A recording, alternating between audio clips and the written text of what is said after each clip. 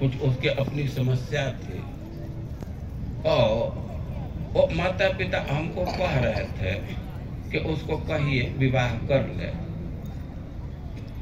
और उस क्रम में कह रहे थे कि अरे वो कुछ भी नहीं करेगा, एकदम 1 रुपया कमाई न करे, और फिर भी हम लोगों के पास इतना धन है कि एक पीढ़ी क्या कई एक पीढ़ी तक खा सकता है। ऐसे वे स्पष्ट कह रहे थे। यहाँ श्लोक में कह रहे हैं कि अरिक्ता, इतना संपत्ति है कि खाली होने वाला नहीं, समाप्त होने वाला नहीं है। लेकिन यद गृहस् तीर्थ पादीय पाद तीर्थ विवर्जित, लेकिन जो भगवान के जन हैं, तीर्थ पादीय, तीर्थपाद भगवान को कहते हैं, जिनके चरणों में गंगा जी निवास करती है, जिनके चरणों से गंगा जी निकली हैं, तो उनको तीर्थपाद कहा जाता है। और तीर्थपाद के आश्रित जो हैं उनको तीर्थपादी है, और पाद तीर्थ विवर्जित है। तो ऐसे भक्तों के चरण धोवन से वर्जित है। कभी उनका चरण धोवन जिस घर में नहीं गया तो कह रहे हैं कि ब्याला लय द्रुमा वैते, तो वह घर तो वैसा है जैसे कोई बड़ा वृक्ष है और उस पर सांप डेरा डाले हुए। कोई ऐसा वृक्ष होता है कि उस पर सांपों का डेरा होता है। अब सांप के भय के चलते वहाँ कोई व्यक्ति जाता नहीं है। तो जो घर अतिथि वैष्णवों से रहित है, उनका कभी सत्कार नहीं हुआ, तो वे तो सांपों के घर के समान है। वो अतिथि सत्कार का बहुत महत्व है।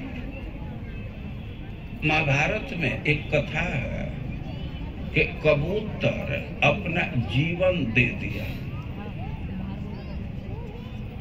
कई एक अध्याय में उस कथा को प्रस्तुत किया गया है और उसमें लिखा गया है कि एक बहेलिया था। बहेलिया बड़ा ही भयानक रूप वाला था। उसका शरीर बिल्कुल काला था, काकोल इवन। आप देखते हैं कि कौवा काला होता है, लेकिन कोई कौवा है तो इससे अधिक काला होता है। हम लोग तो डोम कौवा कहते थे, संस्कृत में उसको काकुल कहा जाता है। वो बहुत अधिक काला होता है। तो उस बहेलिया का रंग काकोल के समान था, डोम कौवा के समान था, और उसके अंगों का बनावट ऐसा था कि देखने से भय लगता था। कोई अंग बहुत छोटे थे और कोई अंग बहुत बड़ा था। दांत बाहर निकले थे और उसका बाल भी खड़ा था लाल रंग का, तो उसको देखने से भय लगता था। और वो घूम करके पक्षियों को पकड़ता था, मारता था। और एक दिन की घटना को बतला रहे हैं कि एक वृक्ष से एक कबूतरी चारा के लिए गई। एक वृक्ष था, बड़ा वृक्ष था, और उस पर कपोत जोड़ी रहता था। कबूतर और कबूतरी रहते थे। दोनों एक तरह से अपना परिवार ही बांध लिए थे, और उसी वन में वह बहेलिया भी रहता था। और एक दिन कपोती सुबह निकली चारा जुटाने के लिए, चारा चुगने के लिए।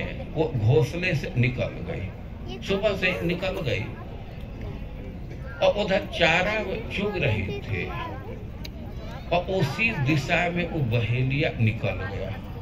बहेलिया पक्षियों का शिकार करने के लिए निकला, और उसी समय वो आंधी पांधी आने लगा।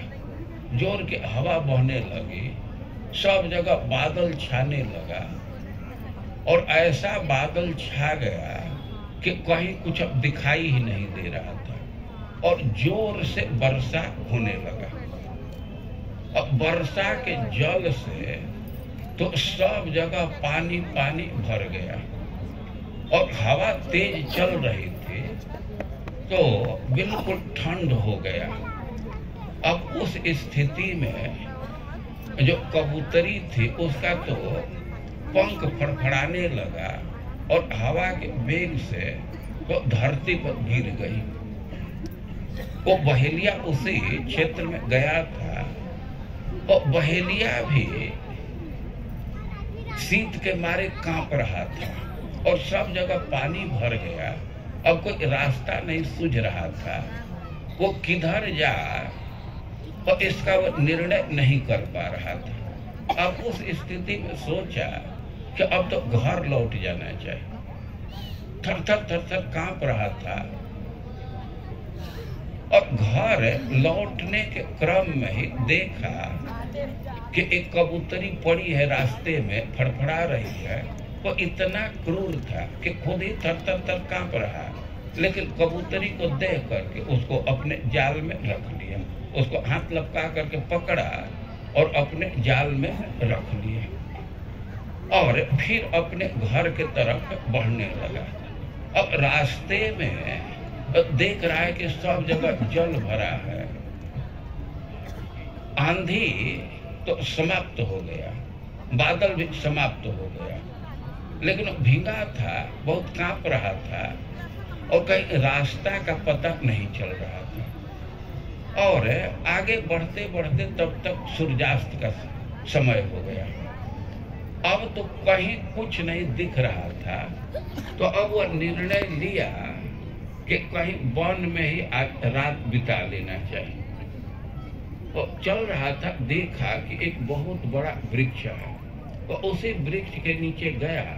वहां देखा कि एक पत्थर भी है और सबसे पहले वो वृक्ष के यहाँ जा करके और परमिशन लिया। वो बहेलिया था, लेकिन फिर भी वो जा करके कहा वृक्ष के नीचे कि जो व्यक्ति इस वृक्ष के अधिदैव हैं तो हम उनसे आश्रय चाहते हैं, हम यहीं निवास करेंगे। तो एक तरह से परमिशन ले करके वहीं रुक गया।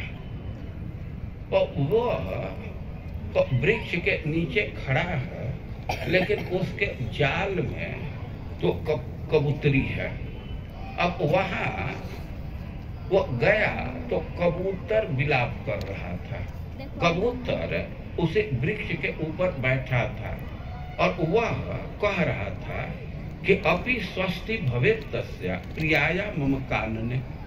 वो कबूतर बहुत चिंतित था कि सुबह से ही कबूतरी चारा चुनने के लिए गई है और सूर्यास्त हो गया, रात्रि हो गया और अब तक वो लौटी नहीं। तो बहुत चिंतित था।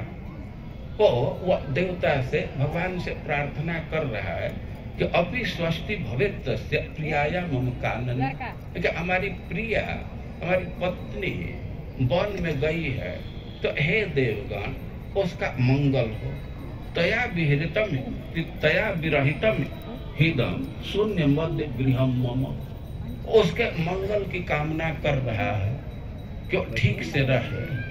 और वह कहने लगा कि तया विरहितम, कबूतरी के अभाव में, पत्नी के अभाव में, तो एकदम शून्य गृह मम, ये जो हमारा घर है तो एकदम बिल्कुल सुना लग रहा है, ये तो सुना साना है। और वो कह रहा है कि कोई व्यक्ति गृहस्थी में है और पत्नी नहीं है तो उसके लिए सब शून्य होता ही है। पुत्र पौत्र वधू भृत्य आकीर्णम अपि सर्वतः, है कि ऐसा संभव है कि घर में सब जगह सब लोग हैं, बेटा है, पतोह है, नाती है या बहुत से सेवक भी हैं और वे भरे हैं घर में, लेकिन भार्याहीनम गृहस्थस्य शून्यमेव गृहम भवेत्।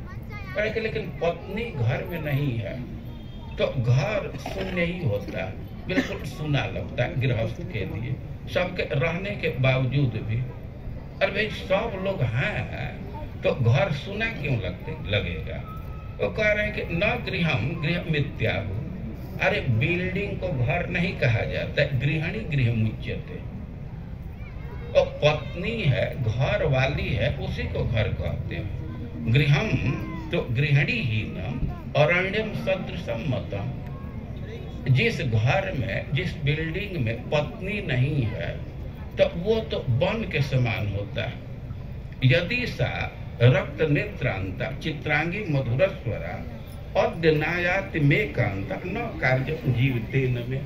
वह विचार कर रहा है, बोल रहा है कि इतना समय बीत गया, वो मधुर बोलने वाली और चित्रांगी, जिसके शरीर सुंदर है, अंग सुंदर है, कई एक रंग के है, रक्त नेत्रांता, जिसके नेत्र के अंतिम भाग किनारा लाल लाल है, अद्यनायांति में कांता न कार्य जीवते न में। और अब तक वो हमारी प्रिया नहीं आई तो अब तो हमें जीवित रहने का भी अधिकार नहीं है, अब जीवन का कोई मतलब नहीं है। अपने पत्नी का, उस कबूतरी का गुण का स्मरण कर रहा है। न भूखते मैं अभूखते, पर कि जब तक मैं खा नहीं लेता था और तब तक वो भोजन नहीं करती थी। और या नास्नाते स्नाति सुब्रता, और हमको स्नान कराए बिना वे स्नान नहीं करती थी।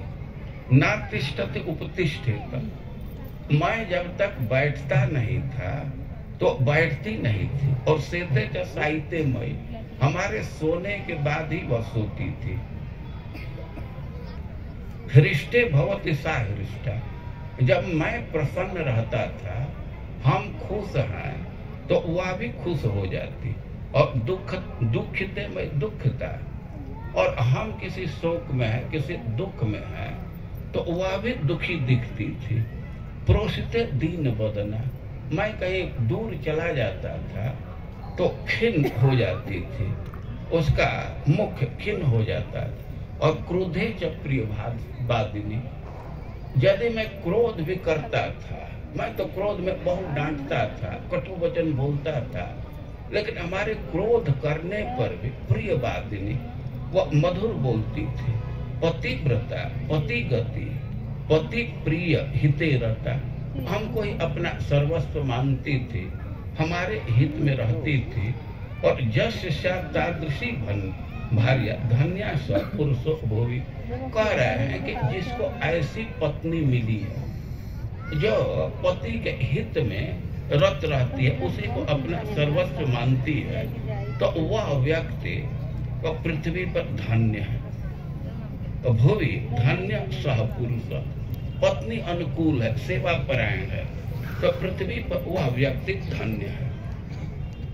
अब वह विचार कर रहा है कि साही श्रांतम क्षुधार्थम जानीते माम तपस्विनी, उसको तो इतना समझ में बात आ रही होगी कि मैं भूखा हूँ और भूख के मारे मैं थकान अनुभव कर रहा हूँ, और उसका हमें प्रेम है, स्थिर है, और अब तक भी क्यों नहीं लौटी। अब उसी क्रम में और भी बोल रहा है कि वृक्ष मूले पे दयिता जस्य तिष्ठति तद्गृह, भले ही वृक्ष के नीचे कोई व्यक्ति निवास कर रहा है और उसके साथ पत्नी है, तो वही उसके लिए घर हो जाता है। ये कोई कल्पित बात कबूतर नहीं बोल रहा, ऐसा हम लोग देखे हैं कि कोई व्यक्ति कहीं गया है, कोई अच्छा से आवास नहीं मिला, कहीं भी डेरा जमा दिया है, और पत्नी है तो वहीं जुटा करके आग जला करके कुछ बना करके खिला देती है। ये कह रहे हैं कि वृक्ष मूले पे दयिता जस्य तिष्ठति तद्गृह, वृक्ष के नीचे ही यदि उसकी पत्नी है तो वही घर है। और प्रसादो पितया ही न कांतारा इति निश्चितम। और भले ही खूब बड़ा बिल्डिंग हो और पत्नी नहीं है, भार्या नहीं है, तो हम तो उसको खंडहर ही मानते, वो तो खंडहर ही माना गया है। धर्मार्थ काम कालेषु भार्या पुंस सहायिनी। चाहे वो धर्म का काम हो या बिजनेस का काम हो या कुछ भोग संसाधन जुटाने का काम हो, तो भार्या पुंस सहायिनी, पत्नी पुरुष की सहायता करती है। और विदेश गमने चाहे शैव विश्वासकारी का। और कहीं व्यक्ति को परदेश जाना है तो पत्नी ही विश्वास की पात्री है। कभी कभी ऐसा होता है कि घर से व्यक्ति को बाहर जाना है और उसके पास कुछ पैसा है या और चीज है, तो अब किसके पास रखे? पत्नी के पास रखेगा तो सुरक्षित रहता है। कुछ दूसरे को दे दिया तो पता नहीं को मिलेगा कि नहीं मिलेगा। तो कह रहे हैं कि विदेश गमने चाहे शैव विश्वासकारी का। व्यक्ति विदेश में चला गया तो उस समय भी विश्वास करने लायक वही है। भार्या ही परमो ह्यर्थ पुरुषस्य पठ्यते। अरे इस संसार में तो पत्नी को एक सबसे बड़ा संसाधन बतलाया गया, वही सबसे बड़ी सुविधा है। और सहाय से लोक यात्रा सहाय नहीं। देखा जाता है कि व्यक्ति बिल्कुल असहाय हो जाता है, लेकिन फिर भी पत्नी साथ में रहती है। कई लोगों को देखा गया है कि किसी कठिनाई से एकदम असहाय हो गए, लेकिन पत्नी सेवा में लगी रहती है। तथा रोगाभिभूतस्य नित्यं कृच्छ्रगतस्य च नास्ति भार्या समम किंचित नरस्यार्थस्य भेषजम्। वो कबूतर कह रहा है कि रोगाभिभूतस्य, कोई व्यक्ति रोग से अभिभूत हो गया या किसी दूसरे कठिनाई में चला गया तो नास्ति भार्या समम किंचित नरस्या तस्य भेषजम्। कोई दुखी व्यक्ति है, दुखी मनुष्य है, तो उसके औषधि तो पत्नी के समान कोई दूसरा नहीं है। और जिस व्यक्ति के घर में पत्नी नहीं है, माता नहीं है, तो घर में रहने का कोई मतलब नहीं है, उसको तो वन में ही चला जाना चाहिए। तो ऐसे में अपने पत्नी का स्मरण कर रहा है और पत्नी की महिमा को बोल रहा है। ध्यान रखना चाहिए कि बहेलिया वहां नीचे खड़ा है, कबूतर वृक्ष के ऊपर ये सब बोल रहा है, और बहेलिया नीचे है और बहेलिया के जाल में कबूतरी फंसी हुई है, वो अपने जाल में रखा है। वो कबूतरी सब बात सुन रही थी। बहुत देर तक तो वो बोलता रहा, वो बात सुनी और अपने मन में विचार करने लगे कि अहोत धन अहोत सौभाग्या हम जस्या में दैत्य पति है, कि हम कितनी सौभाग्यशालिनी हैं कि हमारा पति हमसे इतना प्रेम कर रहा है। असतो वा सतो वापि गुणान्नेव प्रभासते। अरे हमें हो या न हो, वो तो हमें गुण का ही दर्शन कर रहा है, उसी को बोल रहा है। तो बड़ा प्रसन्न हुई अपने पति के प्रेम से। लेकिन अब इसके बाद जाल में से, वे जाल में फंसी है, बाहर नहीं जा सकती है, और अपने पति से कहने लगे कि अजी केवल भाषण ही करेंगे, कुछ दिख रहा है, कौन नीचे खड़ा है, थोड़ा इधर भी ध्यान देंगे कि केवल बोलते ही रहेंगे। अब ऐसे बोलिए तो कबूतर का नीचे ध्यान गया कि केवल शोक में भाषण मत कीजिए, अपने कर्तव्य का भी ध्यान रखिए। आपके घर पर कौन आया है इस पर विचार कर रहे हैं, कभी पूछे कि उसकी क्या आवश्यकता है। अपनी पत्नी की बात सुना वो कबूतर कहने लगा उस बहेलिए से कि हम आपकी क्या सहायता कर सकते हैं? आप हमारे घर पर आए हैं तो कोई आवश्यकता हो तो बतलाइए। वो बहेलिया कहने लगा कि इस समय हमें ठंड से बहुत कठिनाई है। पहले आप सुन चुके हैं कि वर्षा में भीग गया था, हवा चल रही थी, वो थर थर थर कांप रहा था। वो कबूतर से कहा कि आप कर सकते हैं तो हमारे ठंड निवारण का कुछ उपाय कीजिए।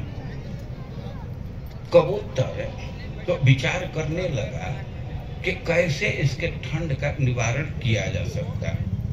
वो आसपास से वो सूखा पत्ता खोज खोज करके लाया, इकट्ठा किया। सूखा पत्ता देख देख करके जो वृक्ष के डालों के नीचे पड़े थे जहां तहां से वो इकट्ठा किया, एक जगह जुटा दिया। पत्ता तो जुटा दिया, अब विचार करने लगा कि इसको जलाया कैसे जाए। तो वो देखा कि एक लोहार के आंगन में भट्ठी सुलग रही है। जो लोहा का काम करते हैं तो प्राय भट्ठी रखते हैं, लोहा को गर्म करते हैं, पीटते हैं। वो गया अपने चोंच से एक अंगार उठा करके उस पत्ते पर डाल दिया। वो पत्ते पर डाल दिया और पत्ते में आग लग गई। वो बहेलिया अपने शीत का निवारण कर लिया, आग तापने लगा। अब फिर कबूतर पूछता है कि हम अब आपकी और क्या सहायता कर सकते हैं, और कुछ आवश्यकता हो तो बतलाइए। वो बहेलिया कहने लगा कि हमको बहुत भूख लगी है, हमारे क्षुधा निवारण का कुछ उपाय करते तो बहुत अच्छा होता। अब तो कबूतर अपने जीवन को कोसने लगा कि हम लोगों के पास तो कोई संग्रह नहीं है, अब कैसे इसको भोजन कराया जाए। लेकिन अब उसके मन में विचार आया कि आग जल ही रहा है और ये तो कोई वेजिटेरियन व्यक्ति है नहीं, और इनको भोजन तो हम सुलभ करा सकते हैं। तो वो खुद ही आग में कूद गया। तो आग में कूद गया, हमको खा करके भूख का निवारण कर लेगा। अब जब वो आग में कूदा उसके क्षुधा निवारण के लिए, भोजन के लिए, तब बहेलिया का मन ही बदल गया और कि अरे बाप रे बाप, ये कबूतर हो करके धर्म का आचरण कर रहा है और हम आदमी हो करके इतने गंदे काम में लगे हुए हैं। तुरंत अपना निर्णय बदल दिया, ना हम भी अब धर्म का आचरण करेंगे। वो कबूतरी को वहीं खोला, जाल में बंद किया था, कबूतरी को जाल से बाहर किया और निर्णय लिया कि अब हम सदाचार का जीवन व्यतीत करेंगे, अब तपस्या करेंगे, तपस्या करके हम अपने को शुद्ध करेंगे। अब कबूतरी जाल से बाहर आई तो अपने पति के वियोग में अब जीना व्यर्थ समझे। वे कहने लगे कि अब एकाकी जीवन जी करके मैं क्या करूंगी।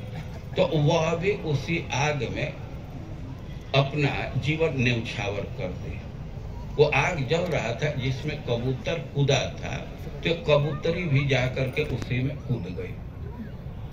अब कबूतरी कूद गई और बहेलिया तो अब बड़ा दुखी हुआ कि हमारे चलते हमारे लिए ये इनका जीवन समाप्त हो गया।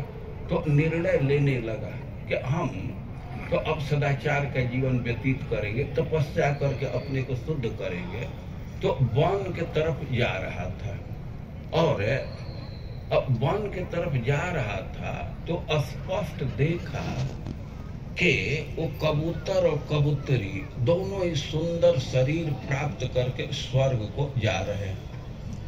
वो महाभारत में इस घटना को दिया गया है कि कबूतर अपने देह का त्याग करके, अपने जीवन का त्याग करके भी अतिथि का सत्कार किया। बाद में बहेलिया भी वन में गया, वन में वो कांटा से उसके शरीर सब बिध गए घने जंगल में गया तपस्या के लिए, और इतना कांटे थे कि शरीर बिंध गया, और वन में आग लग गई तो वह भी स्वर्ग में चला गया शुद्ध होकर के। वो अतिथि सत्कार की महिमा को दर्शाने के लिए इस कबूतर की कहानी को दिया गया। तो कबूतर हो करके और बहेलिया का सत्कार किया, क्योंकि यह सिद्धांत है कि कोई भी व्यक्ति है अपने दरवाजे पर आ गया तो उसका सत्कार करना धर्म। श्रील प्रभुपाद जी लिखे हैं कि ऐसा नीति है, ऐसा नीति शास्त्र का विधान है कि अपना शत्रु भी दरवाजे पर आ गया तो उसका ऐसा सत्कार करना चाहिए कि शत्रुता को भूल जाए, वो भूल जाए कि कभी हमारा शत्रु भी रहा। और किसी व्यक्ति का भी सत्कार करना होता है। सत्कार में भोजन देना मुख्य है, लेकिन भोजन नहीं दे सकते तो जल दीजिए, जल भी नहीं दे सकते तो सुंदर वचन का तो अभाव नहीं होता है। तृण का आसन, सुंदर वचन या स्निग्ध दृष्टि से उसका सत्कार करना चाहिए। जो व्यक्ति अतिथि के आने पर और ऐसे देखता है कि मानो उसके आंख से आग टपक रहे, आग निकल रहे हैं, तो उस व्यक्ति को नरक में जाना पड़ता है, उसको नरक में दुख दिया जाता है। अतिथि आया और कुछ नहीं कर सकते तो मधुर वचन बोलना चाहिए, क्रोध भरी दृष्टि से नहीं देखना चाहिए। श्रीमद् भागवतम में भगवान के लीला पर विचार करते हुए तो एक भक्त ने तो लिखा है कि आया तो यदि दुर्जनों की सहसा स्वीयालय साधुना प्राक प्रत्युगमनेन सत्कृति पदम नेयस ततस्तेन चेत्। कह रहे हैं कि कोई दुर्जन व्यक्ति भी अपने घर पर आ गया तो साधु व्यक्ति का, सज्जन व्यक्ति का कर्तव्य है कि उठ करके उसका सत्कार करे। नहीं तो भगवान तो ईश्वर है और पर्वत से भी भारी हुए थे, तो तृणावर्त के आने पर वे आकाश में क्यों जाते? आप श्रीमद् भागवतम में भगवान की लीला पढ़ते हैं कि एक दिन की घटना है कि माँ यशोदा